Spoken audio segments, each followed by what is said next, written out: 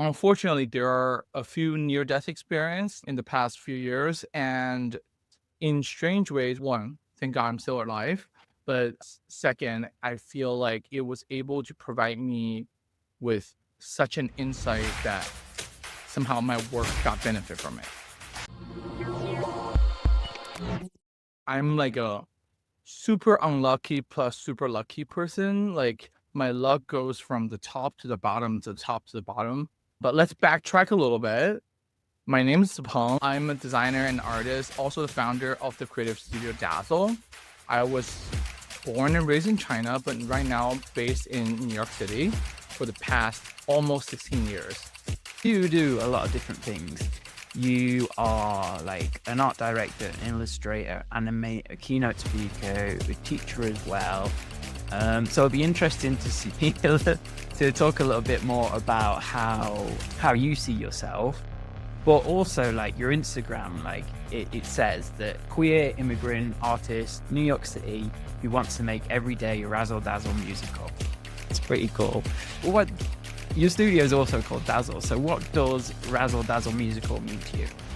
Let's lean closer to the music Dazzle first, and then we'll go into the musical part. To me, Dazzle is a jolt of energy. Like my name Zipeng means a exuberant child. So I want to find a word that really captured that feeling. Dazzle is quite appropriate. And then I'm a pretty gay person, and musical is a mandatory in New York City if you want to be gay, to obtain the gay card. Therefore, I was very inspired by musical in so many ways. And funny enough, the word dazzle actually came from one of my favorite musicals, Chicago. There's a song called Razzle Dazzle Them by Richard Gere. Razzle dazzle them, and they'll never catch wise. And that's how I got the inspiration for the studio's name, my mission statement, all of them together. Cool. I want to chat a little bit more about your upcoming in the industry as well. So like I was creeping on your Instagram, not your Instagram, I was all of it, but your LinkedIn as well. And it says that like one of your first jobs you've got on there was like an intern at Pentagram. So like it's not very often in life we get to start at the top. So tell us a little bit about how you landed an intern at Pentagram. Funny enough, that was not my first choice. I was supposed to go intern at GQ in the summer of my junior year. However, they turned me down like a week or two before I supposed to get confirmation.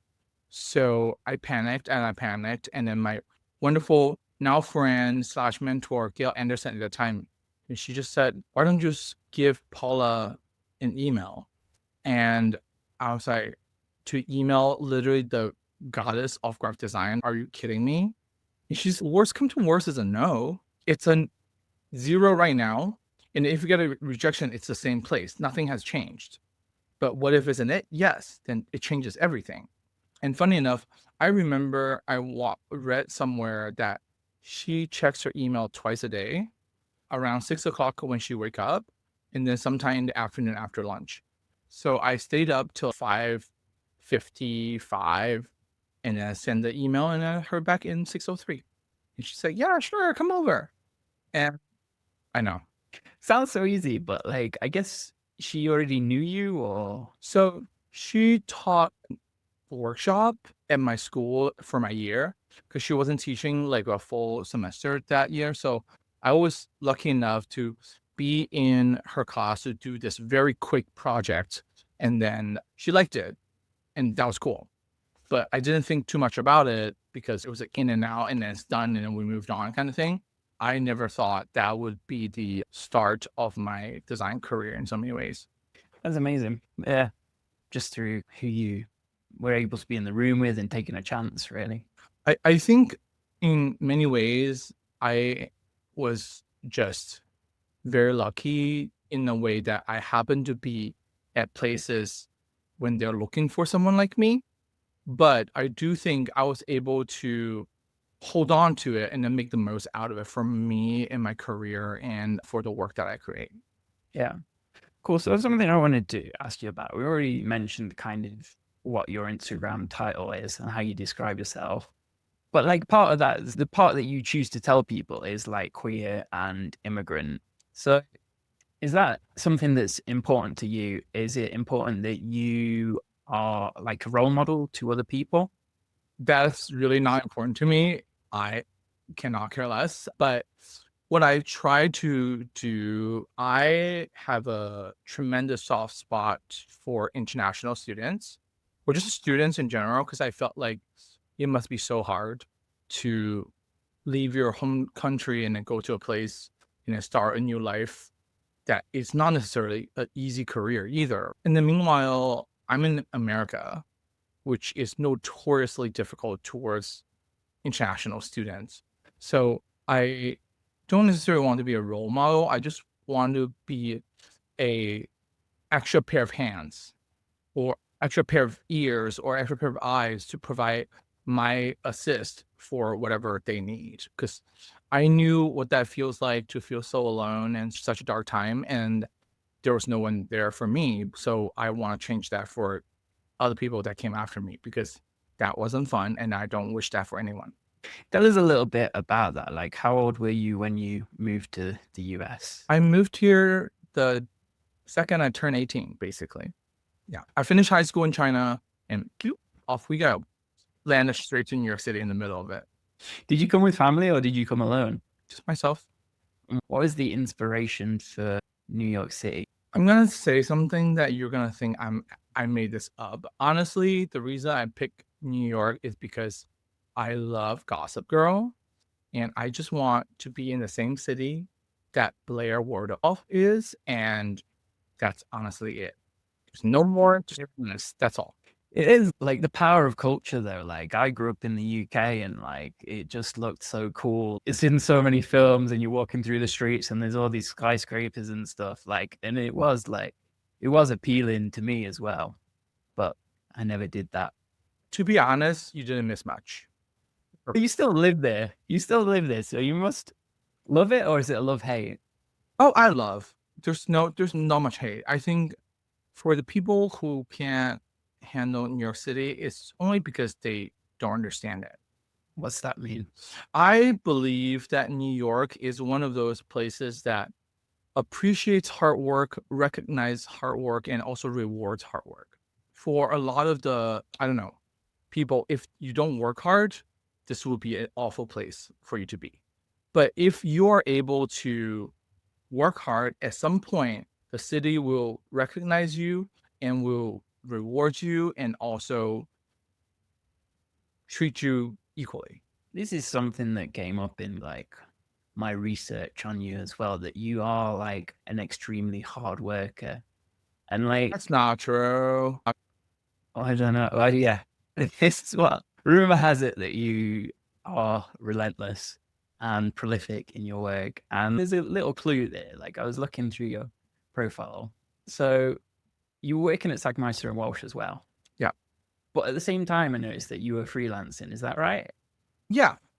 Sagmeister and Walsh would probably be like, might be a gig that most people think, I'm just going to focus on this. So what kind of drove you to be doing work on the side as well? There's a few aspects of it, but to be honest, when I was graduating from school, I have to get a thing called the O1 visa within a year of graduation, which is very difficult to do and very tough. So the only way to make that happen is to get recognized by your peers and by your industry in many ways. Therefore, that's how I started to do a lot of the things.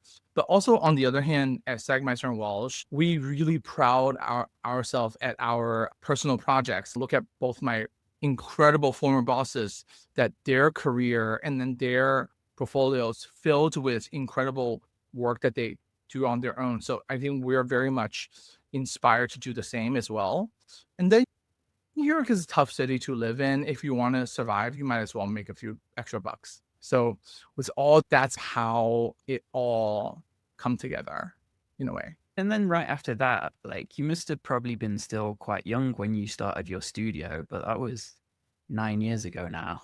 Like, tell us about what inspired you to start your own business. In many ways, I have to just completely owe it to my incredible former two bosses, Stefan and Jesse, because working at the studio, I was able to witness what they do and then what they was able to achieve, because they are running a small studio that does really prolific work, but then meanwhile, there's not any bit of the, what's the word, project got sacrificed by the size of the studio, and quite the opposite. I feel like the I was spoiled. I was able to do everything, and meanwhile maintain my full control and my full, what's the word, ownership of the projects that I work on. And then I think with that, I just was so inspired, and yeah, then the rest is kind of history. That's cool. So you had like ownership and you could do what you want. And it leads me on to kind of my next question is that you do have a distinct style and a unique, recognizable style that you are known for. So tell us a little bit about like, how did you develop that voice? So I grew up in basically the Miami of China. It's hot, it's colorful, it's tropical, and it's just, what's the word, vibrant. And New York City is not known for that. And it's quite the opposite. Black and white and gray. If you're lucky, there's a navy. And when I first moved here, it was really hard because I couldn't quite fit in many ways. And then meanwhile, at the same time, I was trying to survive art school, and I looked at my very talented classmates. They can do things that I cannot do. So I just decided that in that case, I might have to carve myself my own path, and then color and pattern and very in your face bold typography was the direction that I decided to lean into, basically. I'm curious, like as a designer, like sometimes you have to design for the client or like the end client. So do you do the more mundane work in the background, or have you got to that level of fame now that people come to you for that style and you don't have to do that? It's, first of all, like you're putting a lot of, I would say, me up into a place that I don't think I actually am, first of all. But then second of all, I feel like I'm still a graphic designer. I still answer the brief. I still get, like, my usual process is very similar to most creatives, I think. And in fact, I feel like that actually helps me to become a better artist or creator, because I have a limitation in what I can or cannot create in a way. But then meanwhile, at the end of the day, all of the project, unless it's my own, it comes in with a brief, and then we try to solve the brief, and that's the end of the story in many ways. Yeah, cool. I don't know. I think that you definitely should be more proud. I mean, I am proud, but I feel like I am definitely not a household name yet. Work in progress. I like it. I like it. But you are though a keynote speaker and you travel around the world and give keynote speeches. I'm quite lucky in that regards that there are people interested in the stories and also want to hear me speak. So I am very grateful. Cool. Like I was going to ask you about AI, and we might get onto that a Sure. little bit later. But like we started this chat, and story sounded way more interesting. I've had a few near-death experiences, and I'm lucky, I'm unlucky. So let's talk about that because that sounds way more exciting. Excited is one word. It's just very dramatic. Dramatic, yeah. You said you've had a couple of near-death experiences, not even just one. So where would you like to start with that? So I think the first one, what I would mention is when I was at the senior year of my college, I had a cancer scare, and that was intense. And then 2 years after I graduated, I basically was assaulted, and that sort of really threw my life into the deep end. And after that, I had a ex-boyfriend that almost killed me twice. I had to call 911 twice to keep myself safe. And a deadly virus called COVID. So there's just so many things that I feel like it's out there to get me. whether it's they wanted me specifically or just wherever, it doesn't matter. But it was definitely very challenging for someone who was in their early 20s to face and then to go through and then to come out of it, if that makes sense. Yeah. Yeah. I mean, you like, I don't know if you describe yourself as a design activist. Is that In a way, I don't see myself out there doing all of the things, but I do pay quite close attention to what's going on since my life is also directly close associated to it. So I try to just stay in the loop and try to keep going. are these kind of stories, these difficulties that you've overcome? Is that when you started taking more of a like stance? Because some of your work is quite activist led and it's got a message and an attempt to do good. Is it come from your personal struggles? Yeah, well, I mean, it goes into a few ways. I think when I had when I got diagnosed, I truly just felt like, oh, I'm gonna die, and then so I need to make the most out of the very short time that I have. And that sort of gave me this like a fuck it attitude that really pushed my work into a way that it's more, I think, real and authentic and true to myself. But then I also feel like because I'm an immigrant in this country, there's not much I can do politically. I can't vote. I can do a lot of stuff. But what I do have is a loud mouth and a platform. So I try to use it to the best of my ability. Like I took your workshop at Paradiso Mhm. and you shared like a little bit more about your story there of about your ex-boyfriend, and we did some exercises that your therapist had taken you through. And I think we often think that successful people have everything worked out. Like the reason I'm not successful is because they've got their shit worked out and I haven't. But what I learned at Paradiso is that like even the people at the top of the industry, like they've got their own shit and maybe even more intense. Like they've really overcome some huge challenges.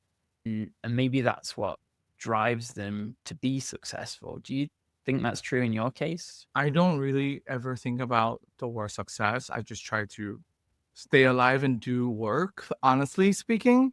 That being Mhm. said, I think that I don't think anyone is particularly trying to be successful, but it's if you have nothing to lose, that you might as well just go for it, right? Like that's what it gave me the courage to do a lot of the things that I previously was afraid to. But then meanwhile, it also in some way granted me permission because what's the worst gonna happen, right? Yeah. You try and someone says no, it doesn't seem And that's not the worst thing in yeah, the world. not at all. Cool. So you've been through these like lots of like really intense times and struggles in your life. So do you have kind of routines or habits that help you cope, help you keep grounded or things like that? I actually don't believe in routine slash habit myself. I'm a spoiled only child. All I want is just to live the life however the way that I want it. And then to me, I also think that if I'm able to keep every day a little bit different, every day a little bit exciting, that's actually in many ways can keep my life more exciting and extend the duration of the time. Because if it just becomes a day-to-day routine that I think it's very often that get numbed and then the time just becomes faster because of that. So I try to be as random and as spontaneous as possible, actually. So maybe you don't have routines or habits, but is there anything that you do to look after your kind of wellness to, yeah, Okay. anything like Yeah. So what I have learned from therapy, and then especially from the time that I was trying to get out of a terrifying relationship, is that breathing exercises really work.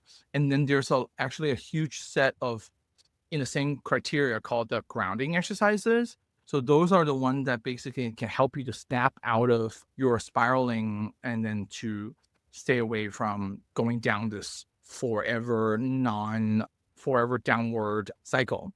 And I learned that, and that was tremendously helpful and useful. For example, run your hands under really cold water. It's one of them.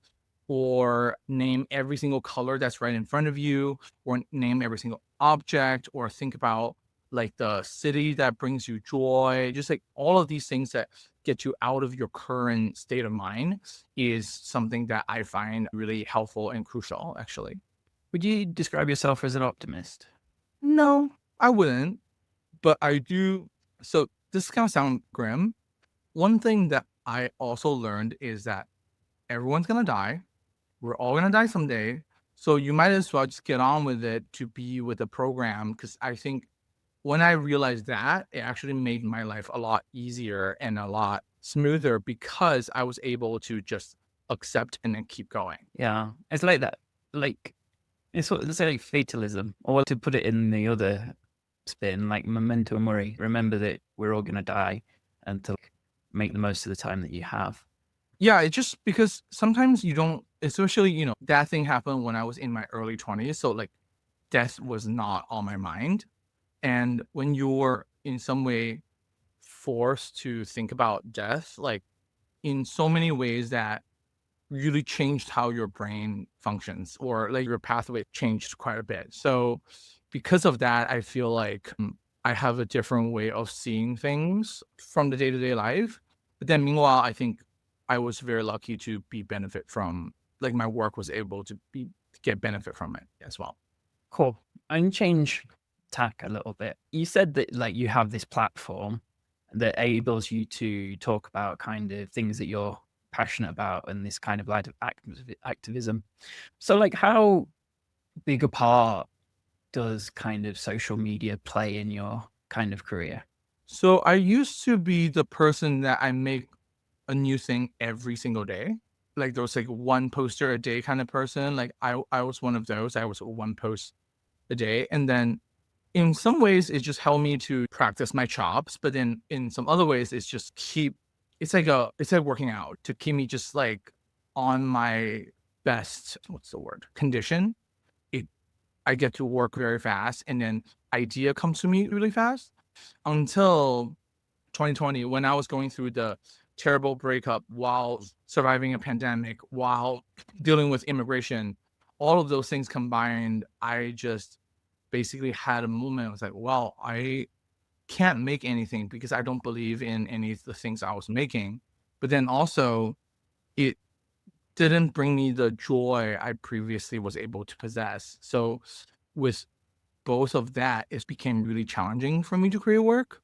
However, I think I was quite lucky that I found a way out to justify making work and all that. Also, I was able to get out of that relationship. So I feel like in many ways, now I have a newfound perspective on the work that I create.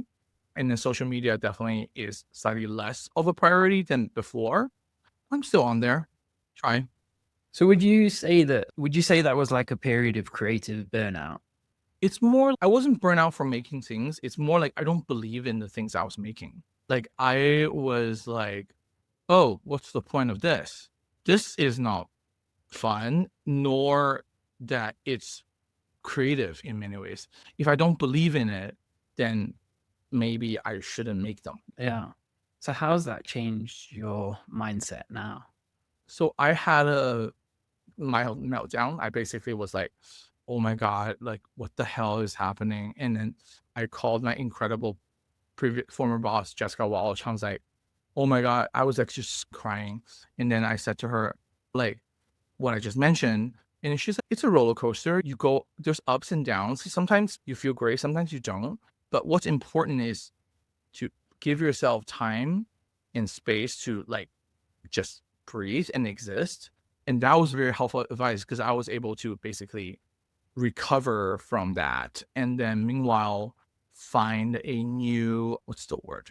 Approach in the work that I make. Instead of once a day, it's more then I want to really select the time that when I speak up, and then I think that's when the activism stuff started to ramp up a little bit more because I was having a lot of feelings in the middle of the pandemic, especially when racism was so blatant in people's faces. So I was just trying to speak up for the people that usually don't have a voice. Yeah. It sounds a little bit like burnout, like you lost. Yeah, in a way, it's just I think I was not tired of creating the work. I just didn't believe in it. Like I can make them perfectly fine, and I can Yeah. in a snap, but it's just it no longer has the same meaning that I previously had. Lost purpose, meaning for you. Yeah. So like I'm interested in burnout, like in because it's really like epidemic in the creative world. I think it's just the creative personality. It's the way we are. But someone said to me, it's like this process that it's almost like a death of your old personality and like a rebirth of kind of a new purpose or values. Was that something you agree with? Maybe it's more like I instead of seeing things this way, I just seeing that from another perspective. Like before, I feel like I'm just like constantly talking and then like I never shut up. But then I basically just learned the power of words and to be more selective and be more meaningful when I say things. Yeah. I don't know if that makes any sense. Yeah. So what kind of work excites you now? Lots of public spaces, a lot of big spaces. I think size matters, but meanwhile, also I just think my type of work gets really beneficial when it's in a large scale because the simplicity plus complexity really comes in hand with each other. And I think a ginormous scale can really let that work sing. You got any huge, large scale projects in the pipeline? We can't talk about that. Fortunately, not yet. Once everything is signed, everyone's paid, then I will be able to put that out there into the world. Cool. So tell us about your studio. Like, how many people work there? What kind of stuff do you do? So Dazzle is actually really small. It's me, my project manager, and usually one or two interns. I kept it quite small because I really want to still be as hands-on with the work that I create as possible. So that was the initial decision. And then after the pandemic and everything, I just feel like if I'm able to do all of these work with a small team, then I can keep the same. But then meanwhile, on the other hand, the way that I explain to my clients, like think of like Nick Fury to assemble like the Avengers, right? It's who he thinks is the right person for the job. Like in some ways, instead of having a large team or whatever, it's like I can always find the perfect person for the exact task that I need to execute. Yeah. And like I spoke to a few different people who have big studios and they feel like it becomes a burden. Like you have mouths to feed, like you have to find that work. So you don't have that kind of freedom as an artist to pick and choose and do something that's maybe doesn't pay as much, but it really excites you. And it's like a lot of responsibilities that I personally don't care to take on. My life is hard enough. I cannot have 20 heads and 20 mouths every day waiting for me to feed them. Like that's just, I can't do that. Let's jump back again a little bit then Oh, to that kind of point where you decided to start the studio. Like, was it difficult to find your first clients? Like, how did the business side of it work? lucky enough, I actually, when I left the studio, I have a few clients already. And this is what I was going to say about my incredible former bosses is both of them actually recommended client for me to walk away from. So I was just so lucky that I had incredible people that helped me to establish the studio. So I would So they never, yeah, empty-handed. did you mean like you left the studio with a client or like they okay, yeah, cool. I left, no, I never took, I didn't take any of the clients from the studio. It's more like they send me a few people to start with. Very nice. I know Very nice. they're amazing human beings.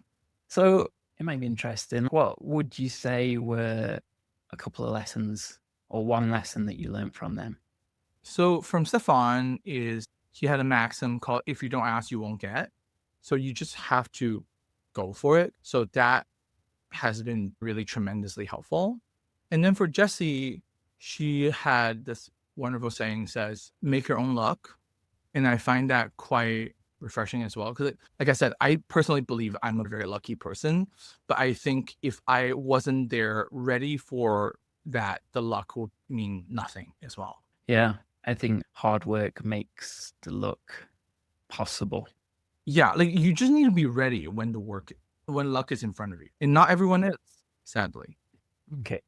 It's like a little bit, it feels a little bit mundane after all the more serious, heavy topics we were talking about. But like, I do want to ask you, like, what do you think about AI? Is it something that you are worried about, excited about?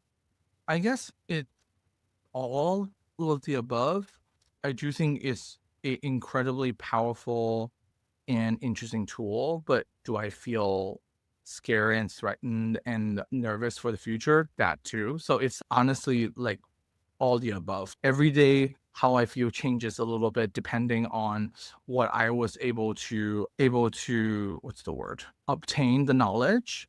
And then depending on that, like I also have very complex feelings towards the technology and the platforms and the work that come out of it.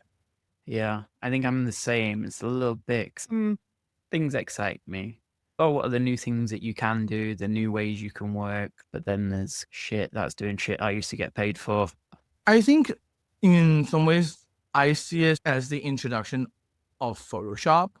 Like sure, people were up their arms about it like years ago, but looking now, like everyone uses that and it's incredible vital part of a creative process. And I think this, if we do it right, it would just be a great tool for creativity, and it is move away the what's the word, the boundary of craft in a way.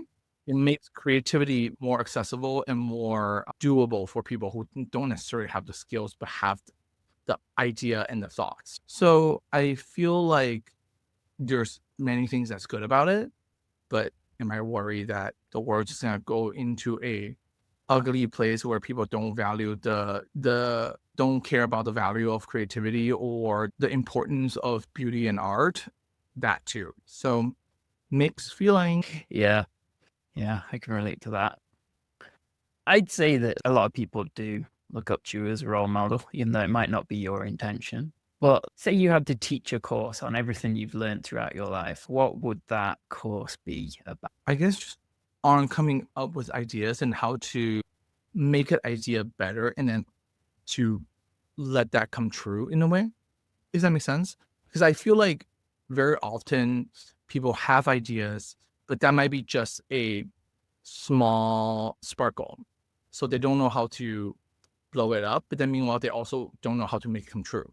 And I think from my personal skill set and experience, I really am able to make that happen, I think. And I think that to me is something that I care a lot about and is something that I think I'm genuinely decently good at. Cool. So do you have a set process? Say I've got an idea, like how would we blow that up? Nope. This is gonna sound so crazy and this is honest to God. I feel sometimes I'm just like a vessel for the ideas. Something will come, I will make it, and that's the end of the story. There's not much how I got the idea. It just pops up in my head. Not to be like, this is not me bragging, it's just honest to God. Like, I don't have a process. I don't look at things. I don't have a 1, 2, 3, 4, 5. It's just like, oh, if I have this one problem, okay, and let me see how can I solve that. And then usually soon afterwards, things just start to appear in my head. Honestly.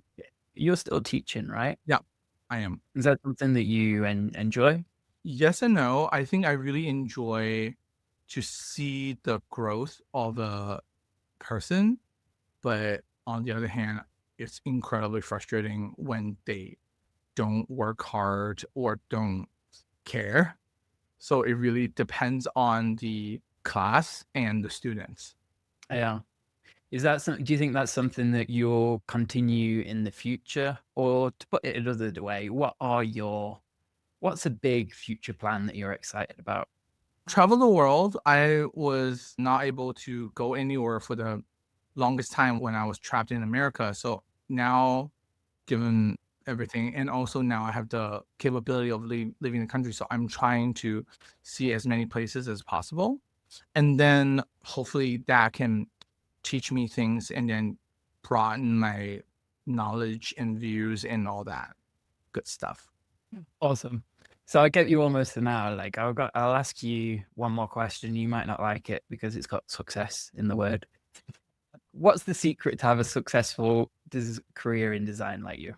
Again, still don't think that I'm successful, but I think the secret is to not use that as a goal. I think just like what I try to remind myself every day is the teenage kid that got me into this place got me here in the first place, and the joy, the motivation, and the relentless energy and effort that I put in to make things was fun and very exciting. So I try to remind myself to stay in that mindset and just keep making things. Cool. I think that's good advice. So focus on like the joy and excitement and what gives you energy rather than trying to focus on the end goal of being successful, whatever that is. Because that there's not really an end to that, I think. And also it's such an abstract concept. Like how do you know when you get there? You never get there. It's the No, infinite game. It's the exactly. human nature. Whenever you get to one goal, it's what's the next goal? It's a trap, basically. And then meanwhile, I think that often forgot about the joy of creating. And then I think that's why the work suffers, and that's why it's hard to create anything. And if you are able to track back to that young kid that was just so excited to do things, then I feel like in some ways the work might benefit from that as well. Awesome. So really appreciate spending time with me today and being really honest and open and sharing your story. So thanks for that. If you like my work, obviously you can find me at Z Design, and the studio work is at Dazzle.studio. And I do have a merch store called Dazzle Supply. So if you want to get some of the cool stuff that I make to bring it into your own home, go check it out. Awesome. Thanks.